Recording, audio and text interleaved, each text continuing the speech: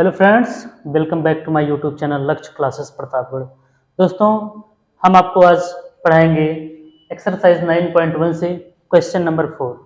ठीक है, question number 3 तक हम आपको पढ़ा चुके थे इसके पहले, और ये क्लास 10th का है एक्सरसाइज 9.1 क्वेश्चन नंबर 4। ठीक है, आइए इसको हम समझते हैं कि कैसे सॉल्व करेंगे। क्वेश्चन है, भूमि के एक बिंदु से जो मीनार के पाद से 30 मीटर की दूर पर है। क्वेश्चन को फिर से पढ़ रहा हूं, फिर से समझिएगा, सुनिएगा। भूमि के एक बिंदु से जो मीनार के पाद से 30 मीटर की दूर पर है, मीनार के शिखर का उन्नयन कोण 30 अंश है। मीनार की ऊंचाई ज्ञात कीजिए। आपको मीनार की ऊंचाई ज्ञात करना है। पहले जैसे जैसे क्वेश्चन में कह रहा है उसके अनुसार से हम फिगर बना लेते हैं। ठीक है, तो कह रहा है कि भूमि के एक बिंदु से जो मीनार के पाद से 30 मीटर की दूर पर है, मान लेते हैं यहाँ पे कहीं पे मीनार है। ठीक है, और भूमि का कोई एक बिंदु है, आप चाहे इस तरफ ले लीजिए चाहे इस तरफ ले लीजिए, कहीं पे भी ले ले, कोई दिक्कत नहीं होगी। ठीक है, तो इसके मीनार भूमि का कोई एक बिंदु है, यहाँ से मीनार के पाद तक की जो दूरी है वो 30 मीटर है। तब इसको दे देते हैं ये 30 मीटर। ठीक है, मीनार के शिखर का उन्नयन कोण 30 अंश है, तो मीनार का शिखर तो ये होगा, और इसका जो उन्नयन कोण है वो 30 अंश का बन रहा है, तो उन्नयन कोण यहाँ पे बनेगा इस प्रकार से। तो ये उन्नयन कोण 30 अंश का बन गया। अब इसका हम नामकरण कर देते हैं। ठीक है, इसका नाम दे दिए ए बी सी, नामकरण दे दिए हैं। हमको मीनार की ऊंचाई ज्ञात करना है, तो मीनार की ऊंचाई इसमें से है क्या, ए बी इसमें मीनार की ऊंचाई, तो यहाँ पे हम लिखेंगे माना मीनार ए बी की ऊंचाई बराबर h मीटर, इसको हम मान लिए h मीटर। ठीक है, ये h हो गया, और ये BC 30 दिया है, 30 मीटर। ठीक है, अब हमको निकालना है मीनार की ऊंचाई, तो हम यहाँ पे थीटा बराबर दिया है 30 अंश। अब हमको इन दो भुजाओं के बीच का अनुपात निकालना होगा, AB और BC, अर्थात ये हमारा क्या है, लंब, और ये है हमारा आधार। ठीक है, और ये हमारा है कर्ण। ठीक है, तो लंब और आधार के बीच में संबंध किसका होता है, tan थीटा का होता है। ठीक है, तो समकोण त्रिभुज ए बी सी में, यहाँ पे देखिएगा समकोण त्रिभुज ए बी सी में, इसमें लेंगे तो tan थीटा बराबर होगा, लंब बटे आधार होता है तो ए बी बटे बी सी,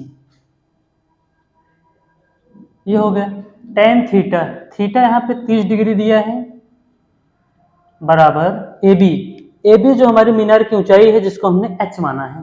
ठीक है, यहाँ पे आ जाएगा h अपान बी सी बराबर 30 मीटर, ये दिया है। तो tan 30 का मान होता है 1 upon under root 3 is equal to h upon 30, cross multiply करवाएंगे तो ये आ जाएगा 30 बटे अंडर रूट 3 बराबर h, परमेयीकरण करवाएंगे 30 गुणे अंडर रूट 3 बटे अंडर रूट 3 गुणे अंडर रूट 3 बराबर h। आगे सॉल्व करेंगे तो 30 गुणे अंडर रूट 3 करेंगे तो 30 अंडर रूट 3 बटे अंडर रूट 3 का गुणा अंडर रूट 3 में करवाएंगे तो 3 हो जाएगा, बराबर h।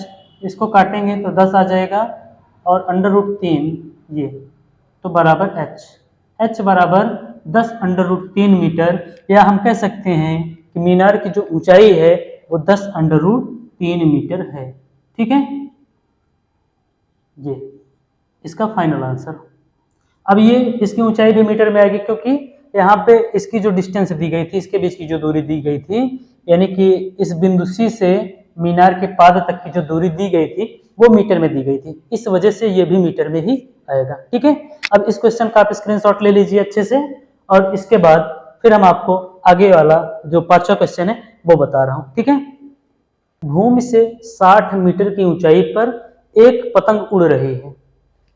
पतंग में लगी डोर को अस्थायी रूप से भूमि के एक बिंदु से बांध दिया गया है। भूमि के साथ डोरी का झुकाव 60 अंश है। यह मानकर कि डोरी में कोई ढील नहीं है, डोरी की लंबाई ज्ञात कीजिए। तो पहले दिए गए प्रश्न के अनुसार हम चित्र बनाएंगे। ठीक है, चित्र किस प्रकार से बनेगा? कह रहा है भूमि से 60 मीटर की ऊंचाई पर एक पतंग उड़ रही है।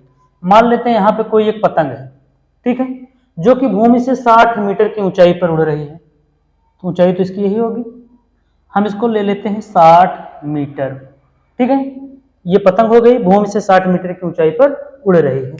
पतंग में लगी डोर को अस्थायी रूप से भूमि के एक बिंदु से बांध दिया गया है। भूमि के किसी एक बिंदु से, मान लेते हैं यहां से पतंग की डोर को बांध दिया गया है, तो इसको कुछ इस प्रकार से मिलाएंगे। ठीक है, अब इसके बाद कह रहा है बांध दिया गया है, भूमि के साथ डोरी का झुकाव 60 अंश है, यानी कि यहाँ पे जो कोण बन रहा है यहाँ पे वो 60 अंश का बन रहा है। तो इसको यहाँ से ऐसे मिलाएंगे और इसके बाद यहाँ पे जो कोण बनेगा वो 60 अंश का बनेगा। ठीक है, अब इस एक समकोण त्रिभुज बन गया। इस समकोण त्रिभुज का हम नामकरण करके यहाँ पे डोरी की लंबाई इसको निकालेंगे। ठीक है, इसका नामकरण कर देते हैं पी क्यू आर। ठीक है, नामकरण हो गया। अब डोरी की लंबाई पी आर है, माना डोरी की लंबाई पी आर बराबर एक्स मीटर मान लेते हैं, एक्स वाई जेड कुछ भी मान लो, कोई दिक्कत नहीं है। इसके बाद इसमें एक चीज और दिया है कि भूमि से 60 मीटर की ऊंचाई पर एक पतंग उड़ रही है, यानी कि पतंग की ऊंचाई 60 मीटर अर्थात पी क्यू। भूमि से पतंग की ऊंचाई पी क्यू बराबर कितना आ जाएगा? 60 मीटर। ठीक है, ये हो गया। अब हमको निकालना है पी आर। ठीक है, तो पी आर निकालने के लिए समकोण त्रिभुज पी क्यू आर में यहां पे लिखेंगे समकोण त्रिभुज पी क्यू आर में। समकोण त्रिभुज पी क्यू आर की बात करेंगे तो हमको कर्ण और लंब, क्योंकि समकोण त्रिभुज यहां पे बन रहा है तो ये तो आपका कर्ण होगा, इस भुजा पर दोनों कोण बन रहे हैं तो ये आधार होगा और ये हमारा लंब होगा।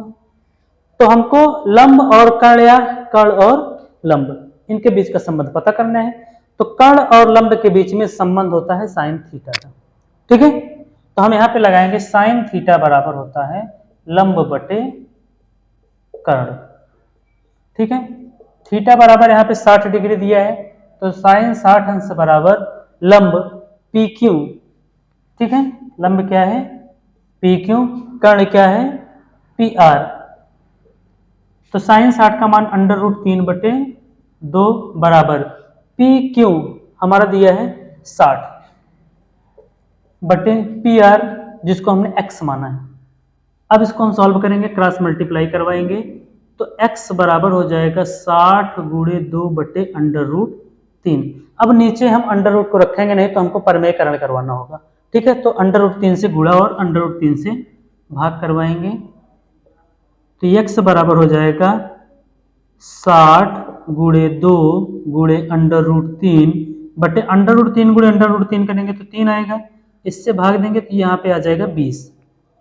आगे सॉल्व करेंगे तो x बराबर हो जाएगा 20 गुणे 2 गुणे √3।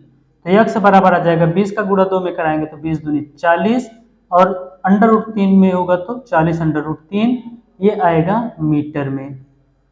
अर्थात हमारे पास जो पतंग की जो डोर है उस डोर की जो लंबाई आ गई वो आ गई 40 √3 मीटर।